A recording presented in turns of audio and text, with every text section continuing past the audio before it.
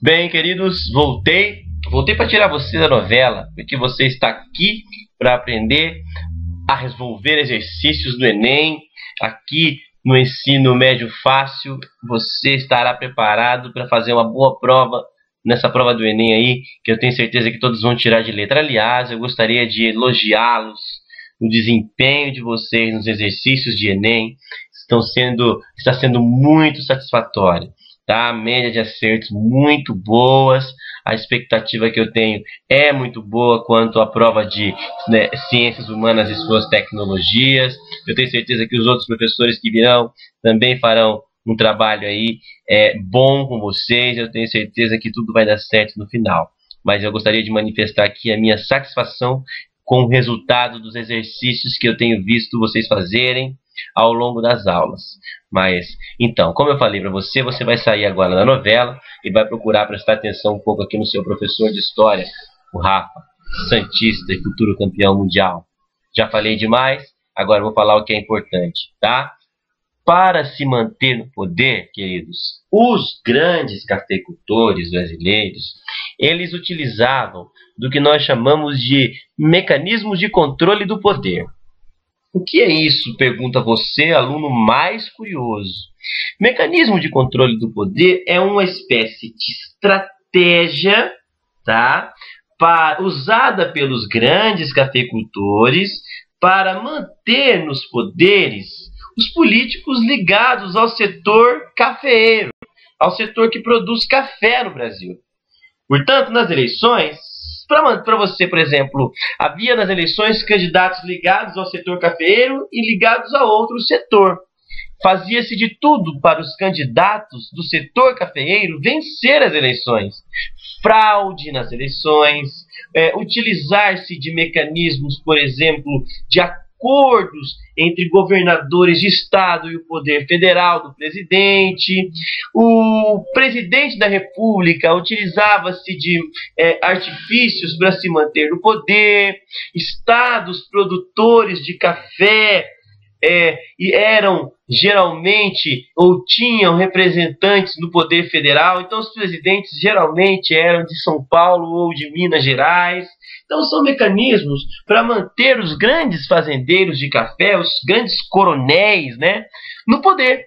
Tá? O voto de cabresto eu já expliquei, é como se o candidato, o eleitor, ele fosse obrigado a votar no candidato que era interessante para a elite no momento, para o grande fazendeiro de café. Então eu sou um grande fazendeiro, na minha cidadezinha lá no início do século XX, quem manda sou eu, porque eu sou o maior produtor de terras que tem ali. E todo mundo que está ali depende de mim de alguma forma. Um tem um afilhado comigo, o outro é meu funcionário, o outro é meu cunhado, de repente eu tenho meu genro que é político. Então está todo mundo ligado a mim. Se está todo mundo ligado a mim, eu quero que todo mundo vote em quem eu mandar. Esse é o coronel. Ele não é um coronel com título de coronel, ele não é um militar. Ele é um coronel no sentido da palavra ser como se fosse o sujeito que mandasse na redondeza onde ele mora. Esse é o grande coronel, o cara que determina os rumos da política na região em que ele mora, em que ele reside. Todo mundo está de alguma forma ou de outra ligado a esse coronel e vai fazer o que ele mandar. Tá? Durante as eleições, então, o voto de cabresto, porque todo mundo vota em quem o coronel manda.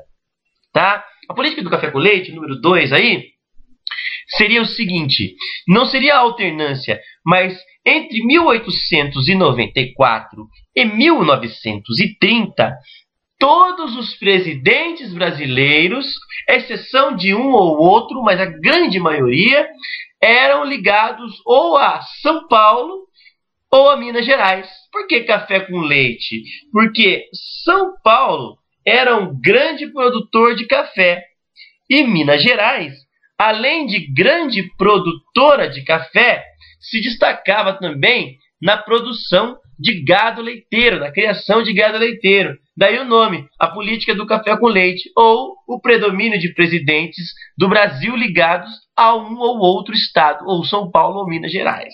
O número 3, a política dos governadores, seria uma espécie de esquema entre os governadores de estado e o presidente da república. Os governadores de estado conversavam com os coronéis, obrigando esses coronéis a mandarem para o Rio de Janeiro, para a capital federal, políticos ligados ao setor cafeeiro. Então era como se fosse um meio de ligação. O governador ele vai fazer de tudo no seu estado para que os políticos nas eleições estaduais sejam políticos vitoriosos, que sejam políticos, evidentemente, do setor cafeeiro. Então, todos os esquemas possíveis serão feitos para o candidato ligado ao setor cafeeiro vença as eleições locais. Então, se eu aqui no Paraná me candidato e sou um candidato que vai trabalhar em benefício do setor cafeeiro, eu tenho grandes chances de vencer as eleições, certo? Essa é a política dos governadores, é uma espécie de acordo entre governadores de estado e o governo federal para colocar sempre no poder políticos ligados ao setor cafeeiro. O convênio de Taubaté, quarto mecanismo de controle do poder, seria aí talvez o mais sujo de todos os esquemas, se é que existe um mais sujo do que o outro, que seria uma espécie de favorecimento financeiro dos grandes cafeicultores. O governo federal utilizava o seu dinheiro em caixa, para comprar o café produzido pelos grandes cafeicultores, caso esse café não fosse vendido a outras regiões. Por exemplo, produzir ali, sem medida, produzir 500 toneladas de café. Dessas 500 toneladas de café, eu consegui vender apenas 350 toneladas de café. Sobraram, então, 150 toneladas de café. Não pode sobrar café, porque senão o preço baixa. Se sobrou café, o que eu vou fazer? Eu não vou conseguir vender. Engano seu. Eu vou conseguir vender sim. Quem vai comprar esse café para manter sempre esse café num preço ideal, num preço alto? O governo. O convênio de Taubaté estabelece então que o governo deveria comprar o excedente de café brasileiro para que o preço desse produto mantivesse sempre um patamar alto no mercado interno e também no mercado externo. Fazendo assim, dessa forma, quem produz café vai pensar assim: eu vou produzir o tanto que eu quiser, porque se eu não vender, se eu não exportar, o governo compra. Então não tem erro, todo o café que eu produzir eu vou conseguir dar um destino para ele. Esse é o convênio de Taubaté. O quinto e último elemento, ou o quinto e último mecanismo de controle do poder, são as eleições fraudulentas. Aí, meu amigo, fraude nas eleições eram várias e de vários tipos. Não dá para eu dizer como foi uma ou outra, porque foram inúmeras. Desde jogar cédula de candidato da oposição fora e deixar apenas candidato da situação. As cédulas eram fraudadas, um X em um candidato da oposição era transformado num X num candidato da situação.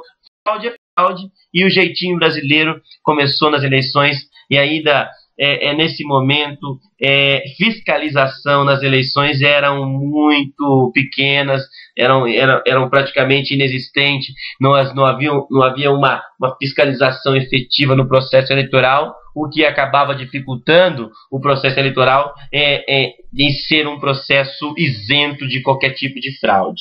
Tá? Então, é isso. Agora, na República Oligárquica, nós temos alguns acontecimentos sociais e políticos. E esses acontecimentos sociais e políticos eu conto para vocês daqui a alguns segundinhos. Sossega aí que eu já volto. Toma um cafezinho, toma uma aguinha, um refrigerante, acalma a cabecinha que eu já volto daqui a pouco. Um grande abraço.